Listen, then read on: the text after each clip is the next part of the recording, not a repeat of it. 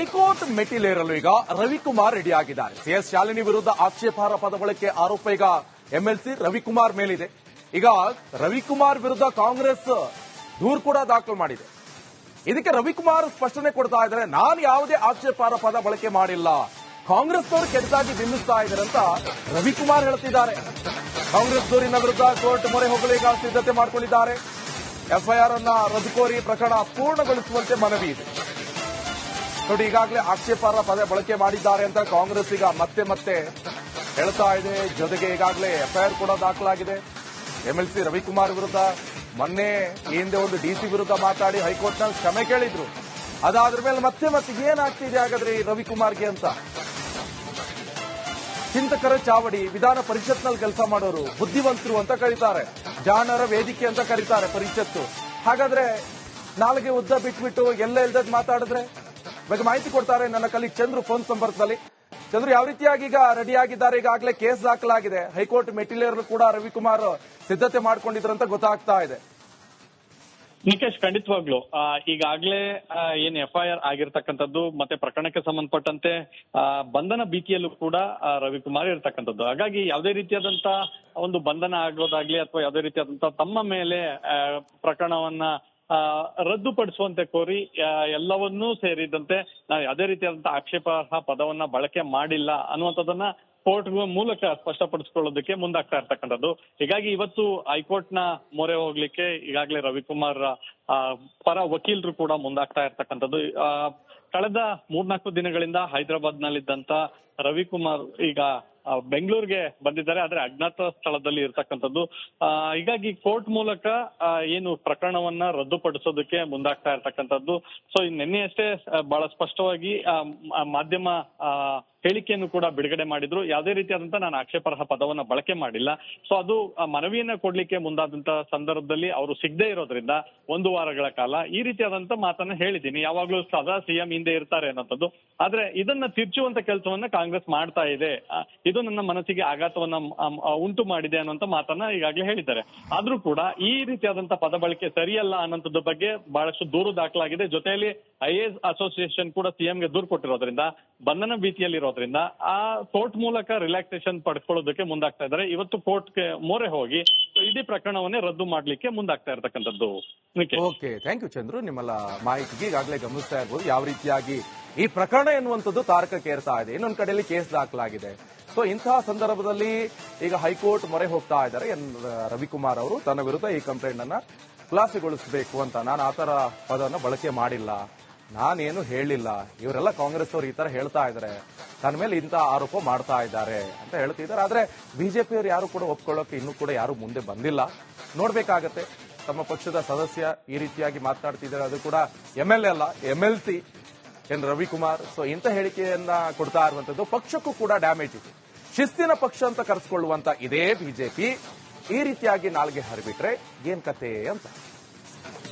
High court ಮೆಟ್ಟಿಲೇರಲು ಈಗ Ravikumar ready ಆಗಿದ್ದಾರೆ. CS Shalini ವಿರುದ್ಧ ಆಕ್ಷೇಪಾರ್ಹ ಪದ ಬಳಕೆ ಆರೋಪ ಈಗ ಎಂಎಲ್ಸಿ ರವಿಕುಮಾರ್ ಮೇಲಿದೆ. ಈಗ ರವಿಕುಮಾರ್ ವಿರುದ್ಧ ಕಾಂಗ್ರೆಸ್ ದೂರು ಕೂಡ ದಾಖಲು ಮಾಡಿದೆ. ಇದಕ್ಕೆ ರವಿಕುಮಾರ್ ಸ್ಪಷ್ಟನೆ ಕೊಡ್ತಾ ಇದ್ದಾರೆ, ನಾನು ಯಾವುದೇ ಆಕ್ಷೇಪಾರ್ಹ ಪದ ಬಳಕೆ ಮಾಡಿಲ್ಲ, ಕಾಂಗ್ರೆಸ್ನವರು ಕೆಟ್ಟದಾಗಿ ಬಿಂಬಿಸ್ತಾ ಇದ್ದಾರೆ ಅಂತ ರವಿಕುಮಾರ್ ಹೇಳ್ತಿದ್ದಾರೆ. ಕಾಂಗ್ರೆಸ್ ದೂರಿನ ವಿರುದ್ಧ ಕೋರ್ಟ್ ಮೊರೆ ಹೋಗಲು ಈಗ ಸಿದ್ಧತೆ ಮಾಡಿಕೊಂಡಿದ್ದಾರೆ. ಎಫ್ಐಆರ್ ಅನ್ನ ರದ್ದು ಕೋರಿ ಪ್ರಕರಣ ಪೂರ್ಣಗೊಳಿಸುವಂತೆ ಮನವಿ ಇದೆ. ನೋಡಿ, ಈಗಾಗಲೇ ಆಕ್ಷೇಪಾರ್ಹ ಪದ ಬಳಕೆ ಮಾಡಿದ್ದಾರೆ ಅಂತ ಕಾಂಗ್ರೆಸ್ ಈಗ ಮತ್ತೆ ಮತ್ತೆ ಹೇಳ್ತಾ ಇದೆ. ಜೊತೆಗೆ ಈಗಾಗಲೇ ಎಫ್ಐಆರ್ ಕೂಡ ದಾಖಲಾಗಿದೆ. ಎಂಎಲ್ಸಿ ರವಿಕುಮಾರ್ ವಿರುದ್ಧ ಮೊನ್ನೆ ಈ ಹಿಂದೆ ಒಂದು ಡಿಸಿ ವಿರುದ್ಧ ಮಾತಾಡಿ ಹೈಕೋರ್ಟ್ನಲ್ಲಿ ಕ್ಷಮೆ ಕೇಳಿದ್ರು. ಅದಾದ್ರ ಮೇಲೆ ಮತ್ತೆ ಮತ್ತೆ ಏನಾಗ್ತಿದೆ ಹಾಗಾದ್ರೆ ಈ ರವಿಕುಮಾರ್ಗೆ ಅಂತ. ಚಿಂತಕರ ಚಾವಡಿ, ವಿಧಾನ ಪರಿಷತ್ನಲ್ಲಿ ಕೆಲಸ ಮಾಡೋರು, ಬುದ್ಧಿವಂತರು ಅಂತ ಕರೀತಾರೆ, ಜಾಣರ ವೇದಿಕೆ ಅಂತ ಕರೀತಾರೆ ಪರಿಷತ್ತು.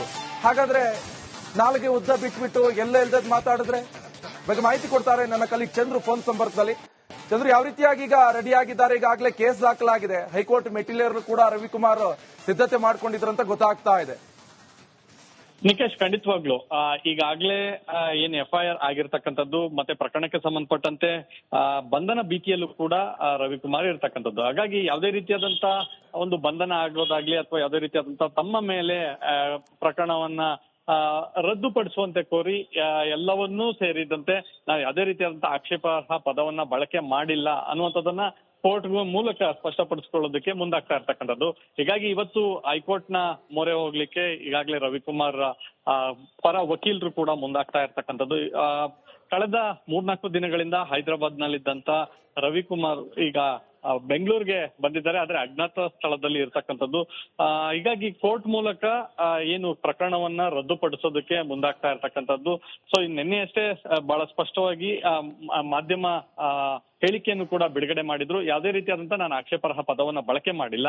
ಸೊ ಅದು ಮನವಿಯನ್ನ ಕೊಡ್ಲಿಕ್ಕೆ ಮುಂದಾದಂತ ಸಂದರ್ಭದಲ್ಲಿ ಅವರು ಸಿಗದೆ ಇರೋದ್ರಿಂದ 1 ವಾರಗಳ ಕಾಲ ಈ ರೀತಿಯಾದಂತ ಮಾತನ್ನ ಹೇಳಿದ್ದೀನಿ. ಯಾವಾಗ್ಲೂ ಸದಾ ಸಿಎಂ ಹಿಂದೆ ಇರ್ತಾರೆ ಅನ್ನೋಂಥದ್ದು.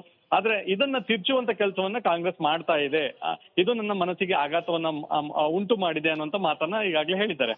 ಆದ್ರೂ ಕೂಡ ಈ ರೀತಿಯಾದಂತ ಪದ ಬಳಕೆ ಸರಿಯಲ್ಲ ಅನ್ನೋಂಥದ್ದು ಬಗ್ಗೆ ಬಹಳಷ್ಟು ದೂರು ದಾಖಲಾಗಿದೆ. ಜೊತೆಯಲ್ಲಿ IAS ಅಸೋಸಿಯೇಷನ್ ಕೂಡ ಸಿಎಂಗೆ ದೂರು ಕೊಟ್ಟಿರೋದ್ರಿಂದ, ಬಂಧನ ಭೀತಿಯಲ್ಲಿರೋದ್ರಿಂದ ಆ ಕೋರ್ಟ್ ಮೂಲಕ ರಿಲ್ಯಾಕ್ಸೇಷನ್ ಪಡ್ಕೊಳ್ಳೋದಕ್ಕೆ ಮುಂದಾಗ್ತಾ ಇದ್ದಾರೆ. ಇವತ್ತು ಕೋರ್ಟ್ಗೆ ಮೊರೆ ಹೋಗಿ ಇಡೀ ಪ್ರಕರಣವನ್ನೇ ರದ್ದು ಮಾಡ್ಲಿಕ್ಕೆ ಮುಂದಾಗ್ತಾ ಇರ್ತಕ್ಕಂಥದ್ದು.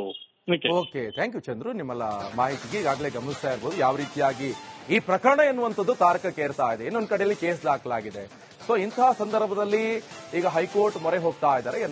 ರವಿಕುಮಾರ್ ಅವರು ತನ್ನ ವಿರುದ್ಧ ಈ ಕಂಪ್ಲೇಂಟ್ ಅನ್ನ ಖುಲಾಸೆಗೊಳಿಸಬೇಕು ಅಂತ, ನಾನು ಆತರ ಪದವನ್ನು ಬಳಕೆ ಮಾಡಿಲ್ಲ, ನಾನೇನು ಹೇಳಿಲ್ಲ, ಇವರೆಲ್ಲ ಕಾಂಗ್ರೆಸ್ ಅವರು ಈ ತರ ಹೇಳ್ತಾ ಇದ್ದಾರೆ, ತನ್ನ ಮೇಲೆ ಇಂಥ ಆರೋಪ ಮಾಡ್ತಾ ಇದ್ದಾರೆ ಅಂತ ಹೇಳ್ತಿದ್ದಾರೆ. ಆದ್ರೆ ಬಿಜೆಪಿಯವರು ಯಾರು ಕೂಡ ಒಪ್ಕೊಳ್ಳೋಕೆ ಇನ್ನೂ ಕೂಡ ಯಾರು ಮುಂದೆ ಬಂದಿಲ್ಲ. ನೋಡ್ಬೇಕಾಗತ್ತೆ. ತಮ್ಮ ಪಕ್ಷದ ಸದಸ್ಯ ಈ ರೀತಿಯಾಗಿ ಮಾತನಾಡ್ತಿದ್ದಾರೆ, ಅದು ಕೂಡ MLA ಅಲ್ಲ, MLC ಎನ್ ರವಿಕುಮಾರ್. ಸೊ ಇಂಥ ಹೇಳಿಕೆಯನ್ನ ಕೊಡ್ತಾ ಇರುವಂತದ್ದು ಪಕ್ಷಕ್ಕೂ ಕೂಡ ಡ್ಯಾಮೇಜ್. ಶಿಸ್ತಿನ ಪಕ್ಷ ಅಂತ ಕರೆಸ್ಕೊಳ್ಳುವಂತ ಇದೇ ಬಿಜೆಪಿ ಈ ರೀತಿಯಾಗಿ ನಾಲ್ಗೆ ಹರಿಬಿಟ್ರೆ ಏನ್ ಕತೆ ಅಂತ. ಹೈಕೋರ್ಟ್ ಮೆಟ್ಟಿಲೇರಲು ಈಗ ರವಿಕುಮಾರ್ ರೆಡಿ ಆಗಿದ್ದಾರೆ. CS ಶಾಲಿನಿ ವಿರುದ್ಧ ಆಕ್ಷೇಪಾರ್ಹ ಪದ ಬಳಕೆ ಆರೋಪ ಈಗ MLC ರವಿಕುಮಾರ್ ಮೇಲಿದೆ. ಈಗ ರವಿಕುಮಾರ್ ವಿರುದ್ಧ ಕಾಂಗ್ರೆಸ್ ದೂರು ಕೂಡ ದಾಖಲು ಮಾಡಿದೆ. ಇದಕ್ಕೆ ರವಿಕುಮಾರ್ ಸ್ಪಷ್ಟನೆ ಕೊಡ್ತಾ ಇದ್ದಾರೆ, ನಾನು ಯಾವುದೇ ಆಕ್ಷೇಪಾರ್ಹ ಪದ ಬಳಕೆ ಮಾಡಿಲ್ಲ, ಕಾಂಗ್ರೆಸ್ನವರು ಕೆಟ್ಟದಾಗಿ ಬಿಂಬಿಸ್ತಾ ಇದ್ದಾರೆ ಅಂತ ರವಿಕುಮಾರ್ ಹೇಳ್ತಿದ್ದಾರೆ. ಕಾಂಗ್ರೆಸ್ ದೂರಿನ ವಿರುದ್ಧ ಕೋರ್ಟ್ ಮೊರೆ ಹೋಗಲು ಈಗ ಸಿದ್ಧತೆ ಮಾಡಿಕೊಂಡಿದ್ದಾರೆ. FIR ಅನ್ನ ರದ್ದು ಕೋರಿ ಪ್ರಕರಣ ಪೂರ್ಣಗೊಳಿಸುವಂತೆ ಮನವಿ ಇದೆ. ನೋಡಿ, ಈಗಾಗಲೇ ಆಕ್ಷೇಪಾರ್ಹ ಪದ ಬಳಕೆ ಮಾಡಿದ್ದಾರೆ ಅಂತ ಕಾಂಗ್ರೆಸ್ ಈಗ ಮತ್ತೆ ಹೇಳ್ತಾ ಇದೆ. ಜೊತೆಗೆ ಈಗಾಗಲೇ FIR ಕೂಡ ದಾಖಲಾಗಿದೆ. MLC ರವಿಕುಮಾರ್ ವಿರುದ್ಧ ಮೊನ್ನೆ ಈ ಹಿಂದೆ ಒಂದು DC ವಿರುದ್ಧ ಮಾತಾಡಿ ಹೈಕೋರ್ಟ್ನಲ್ಲಿ ಕ್ಷಮೆ ಕೇಳಿದ್ರು. ಅದಾದ್ರ ಮೇಲೆ ಮತ್ತೆ ಏನಾಗ್ತಿದೆ ಹಾಗಾದ್ರೆ ಈ ರವಿಕುಮಾರ್ಗೆ ಅಂತ.